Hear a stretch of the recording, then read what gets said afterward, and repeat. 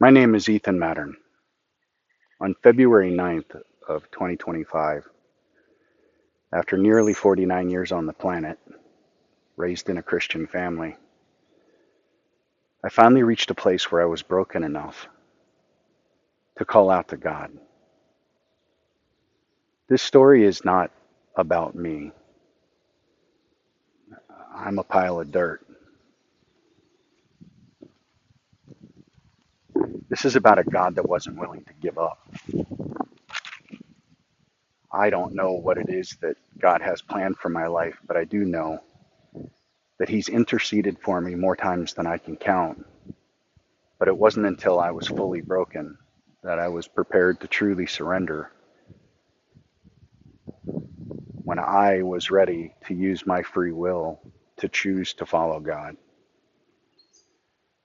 I was born in California to parents that were Christians, but they weren't Christians that grew up in it. They grew up in families that were far from God. They found Jesus in a jail cell in Pensacola, Florida, reading the Bible for the first time. They had a powerful transformation, and yet, being raised in a household with a father who was a pastor and full-time minister,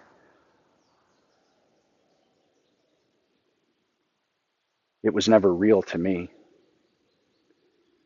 It was performative. We did what we were supposed to do, but I saw all of the scars and the cracks. I saw what happens when a pastor is elevated, somebody that's in leadership in a church. We treat them differently. We have this higher expectation for them, but we're all flesh. We're all sinners. So I watched my father become an alcoholic who would punish me when he was angry. 2x4s, pool sticks, whatever was handy. I learned to hate church, the hypocrisy of Christians, all of the things that we present as religious, performative Christianity, and I abandoned it all. I went my own path, went into the military. My father was a pastor. My wife's mother was a nun for 7 years before she took her final vow. She left and became a school teacher, met and married my father-in-law. And so at the ripe old age of 17, I got my wife pregnant, the son of a pastor and the daughter of a nun. You can imagine how that went over. And we lived life as we live life. I had multiple experiences where I almost died. Probably the most significant was a motorcycle accident where I was drastically exceeding the speed limit and shattered my right knee, my left wrist, fractured my spine. Spent 10 days in the ICU, wheelchair for 6 months, walked with a cane for 4 years. And all it did was make me feel more invincible. I work as a defense contractor. We lived in the Middle East. I worked in Iraq and Afghanistan. Around me, 22 coworkers and employees died. And I continued to advance my career and make money and be focused and dedicated to the almighty dollar and the fear of failure. I thought it was selflessness for my family, but it wasn't.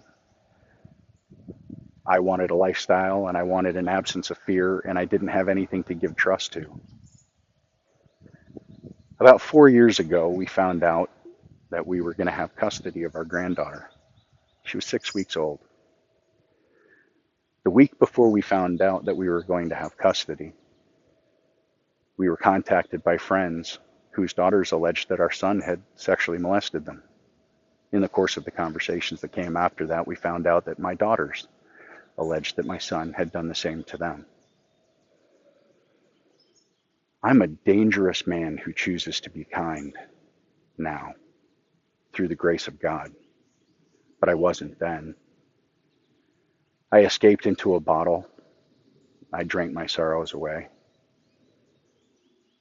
I was angry, full of hatred. But for the first time in my life, it wasn't my life that had been failed. It was the one thing that I claimed to be prioritizing over everything else.